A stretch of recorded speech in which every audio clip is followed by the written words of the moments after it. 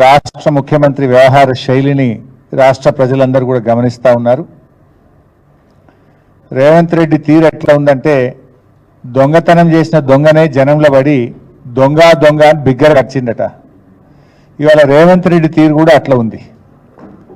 రుణమాఫీకి ఎగనామం పెట్టిండు, పైగా రుణమాఫీ చేసినట్టు పోజులు కొడుతున్నాడు.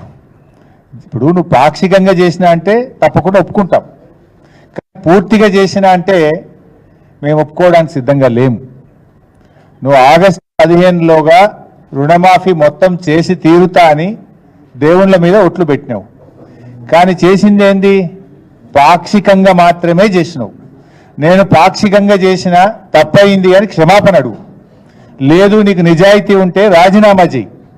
కానీ మొత్తం చేసిన అని చెప్పి నువ్వు నోరు బిగ్గరగా చేసుకున్నంత మాత్రానో బూతులు మాట్లాడినంత మాత్రాన